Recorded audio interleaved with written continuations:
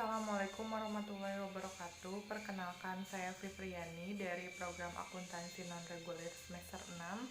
Hari ini saya akan meresume kembali materi yang telah saya sampaikan sebelumnya, yaitu mengenai penerapan akuntansi dalam standar akuntansi pemerintahan.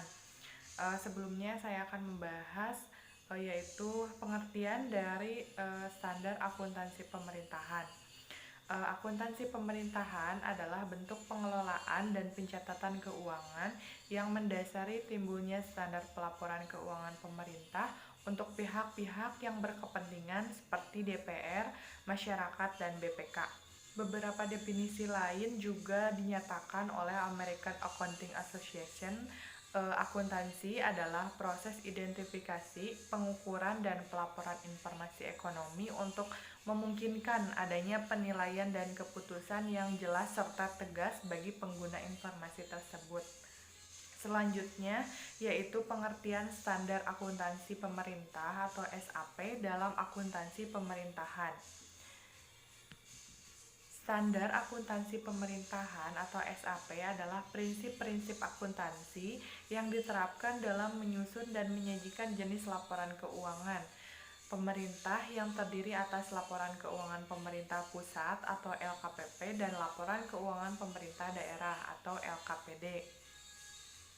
Selanjutnya yaitu basis penerapan standar akuntansi pemerintah.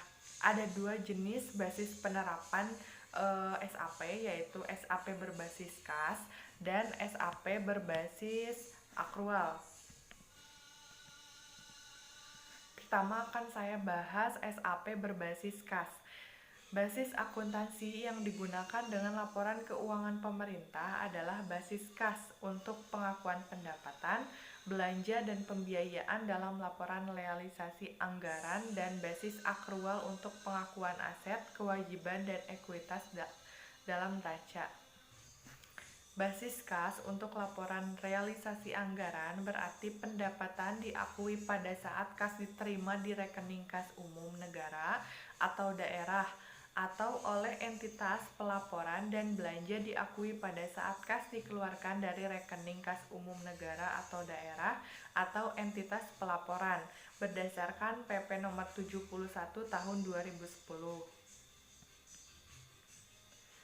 Yang kedua adalah SAP berbasis akrual. SAP berbasis akrual yaitu SAP yang mengakui pendapatan, beban, aset, utang, dan ekuitas dalam pelaporan finansial berbasis akrual, serta mengakui pendapatan, belanja, dan pembiayaan dalam pelaporan pelaksanaan anggaran berdasarkan basis yang ditetapkan dalam APBN atau APBD.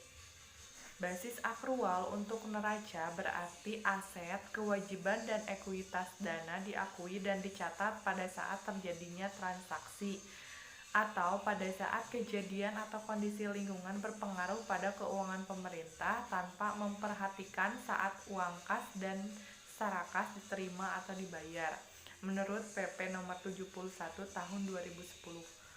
Selanjutnya akan saya bahas tentang karakteristik akuntansi pemerintah. Pertama, itu tidak berorientasi laba.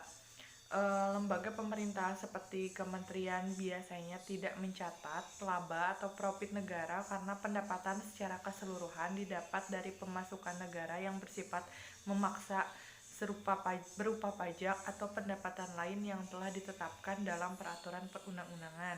Kemudian, kepemilikan pemerintah bersifat kolektif oleh konstituen.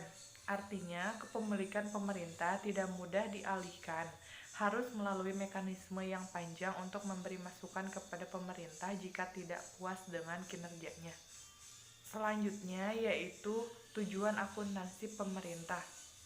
Yang pertama adalah akuntabilitas, yaitu pada pemerintahan, baik pemerintahan pusat maupun pemerintah daerah, semua bentuk pengelolaan keuangan harus dapat dipertanggungjawabkan menurut amanat konstitusi.